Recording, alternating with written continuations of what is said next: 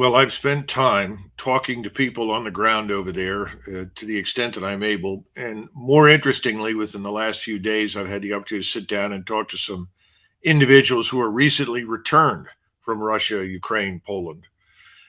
And they've all told me the same thing, that it's not just a question of Putin's approval rating, which is up in the mid 80% range. It's Oof. more than that. The recruiting stations for the Russian army are chock full. People are volunteering to fight in Ukraine. The support for him and for his policy inside Russia is overwhelming. So I think that's one reason why it's all fanciful. There's the other reason is very simply this.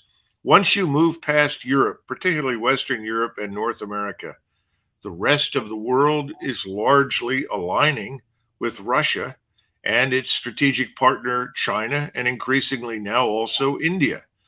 So you're talking about the rest of the world that doesn't see the urgency under any circumstances to damage Russia. It's funny you mention India, Colonel, because I've noticed that President Biden seems to be spending a lot of time with Prime Minister Modi of India as recently as yesterday. What is he offering him, and what does he want from him? I don't know. I think what he'd like him to do is obviously join this anti Russian crusade that the Biden administration wants to lead on the economic and ostensibly on every level. And I don't see that happening. India has a long term relationship with Russia that goes all the way back to its declaration of independence. They have good relations. They buy each other's equipment. They buy each other's commodities. I see no evidence that we are going to drag India into this anti-Russian coalition. By the way, we've had no success dragging India into this anti-Chinese coalition. What do you think General Mark Milley, the chair of the Joint Chiefs of Staff, is saying to the president? Gosh, there isn't going to be a lot of daylight between General Milley and Secretary of State Blinken. Obviously, he's an ideological fellow traveler. He's firmly in the globalist camp. Okay, does the military? This is almost unthinkable, but I have to ask you: does the military, the U.S. military, want to get involved? In other words, is General Milley saying, "Hey, Mr. President, give us a couple of weeks and this will be over"? Something as absurd as that.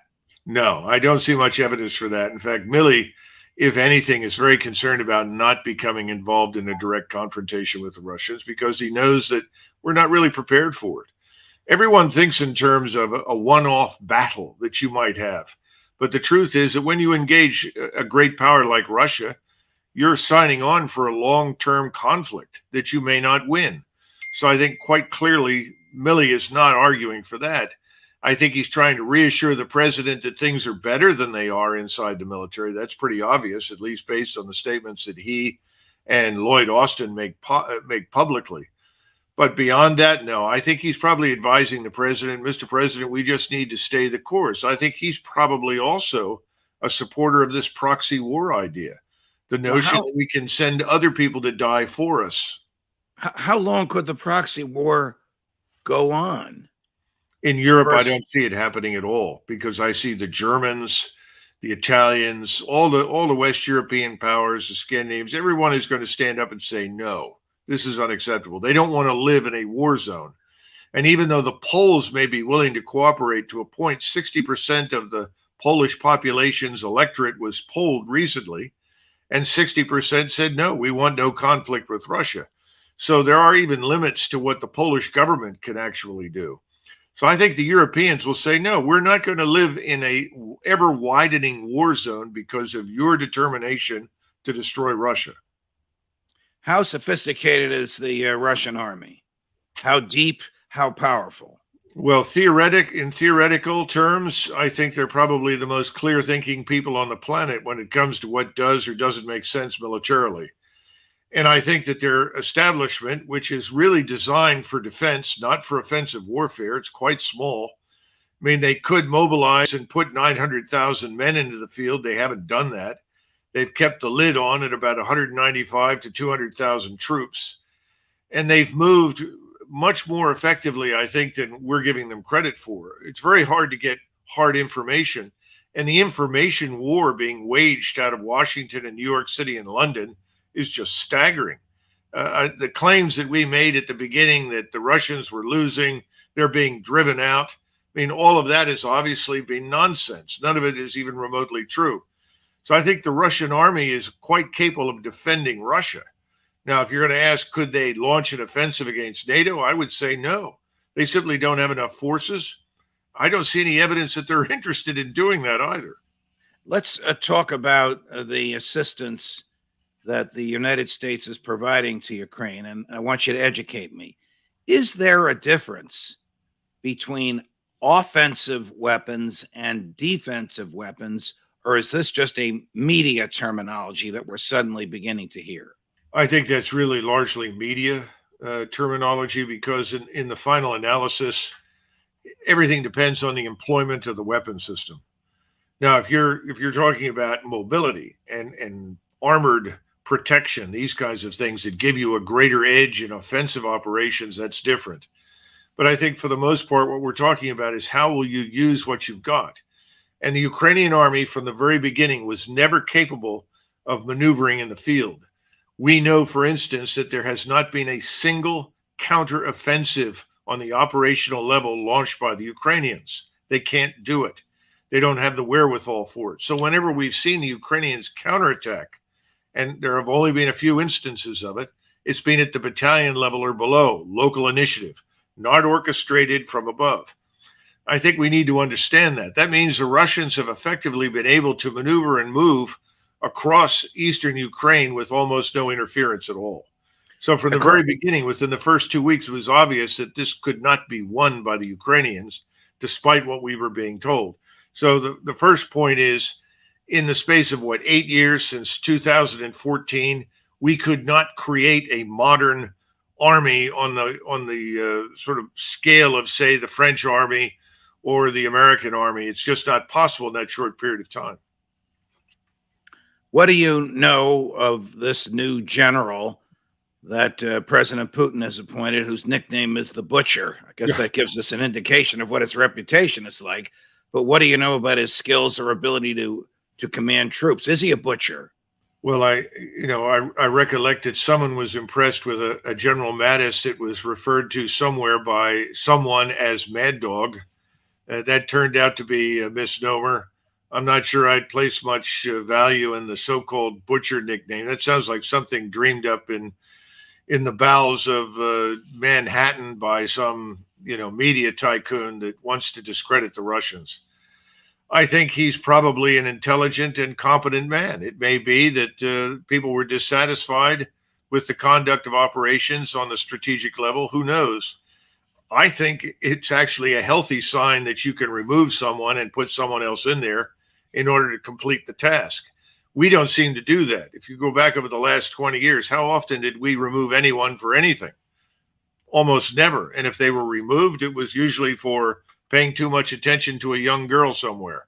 Right. So the bottom line is, I think this is a healthy sign on the Russian side. By the way, they've lost several general officers killed in direct fire. That's also a very good thing that people don't realize.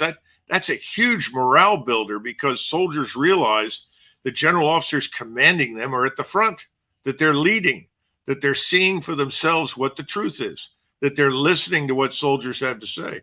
So I think all these interpretations that we're getting from the Western side about generals, for the most part, are nonsense. Will President Biden and Antony Blinken and those folks come to recognize that sanctions don't work, that they hurt intermediaries, they hurt Americans, but they don't change the public policy of the country from Cuba in 1962 all the way up to Russia in 2022?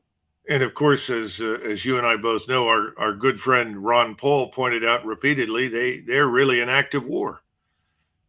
We've never taken that seriously. We behave as though this is something other than warfare. It's part of warfare. The answer is no, they can't admit those things because that's the only tool they've got left. They can't risk a military confrontation with Russia, and they won't risk that. So what else can you do? Stand on the sidelines and carpet people and say, you're mean and nasty and we don't like you? So you try to hurt them. I just don't know how seizing an oligarch's $500 million yacht in the Bay of Naples or wherever it may be in any conceivable way, by any rational argument, is intended to change President Putin's strategy. Well, remember that the oligarchs have no power. This is one of Putin's achievements. He broke the power of the oligarchs who were essentially running Russia as a fiefdom. Remember, when things fell apart, you had a small number of people who grabbed onto everything, took over the place, and sort of a collection of mafias. He destroyed that. So the oligarchs have no real influence over him. He can dispose of them as he sees fit. So the notion that if you put pressure on the so-called evil oligarch, that he's going to demand that Mr. Putin capitulate to us is absurd. I guess it's another feel-good move. George Kennan used to say that most of what we do in foreign policy is designed to make ourselves feel good, Judge. It's not designed to achieve anything. How does this realistically end, Colonel? Well, I think you're seeing the end right now in the sense two ways. First of all, there's less and less coverage of what's happening in Ukraine. If you turn on any of the mainstream news media, it comes up, but not as it once did, which was effectively all the time, every hour something. Secondly, the last remaining concentration of Ukrainian forces that are capable of resisting it all are now surrounded down in the Donbass, in the southeastern portion of the country. They have no way to escape. And it seems as though Mr. Zelensky has decided to sacrifice them. So I suspect that this 50 or 60,000 person concentration will be annihilated, unless, of course, they surrender. And by the way, the Russians have not mistreated people that surrendered. They have not shot surrendering soldiers. The Ukrainians have shot surrendering Russian troops, but the Russians have not shot surrendering Ukrainian troops. And again, this is part of this narrative. We don't have truth, Judge. We just have a narrative. And we hear this relentless narrative of Russia is evil, Russia is corrupt, anything they say is wrong. And on the other side, there is this pristine, saintly organization known as the Ukrainian government. And whatever it says is gospel. Well, this has got to be motivated by the American intelligence community, which has a major investment and deep-rooted stake in demonizing the Russians and has since the end of World War II. Yeah, well, it certainly looks that way. I'm not part of that intelligence community. I haven't been, but if you take the trouble to read what everybody has been writing about them since Alan Dulles was in charge, it certainly seems plausible that they are orchestrating quite a bit. And they have friends at MI6 in London that are equally good at it.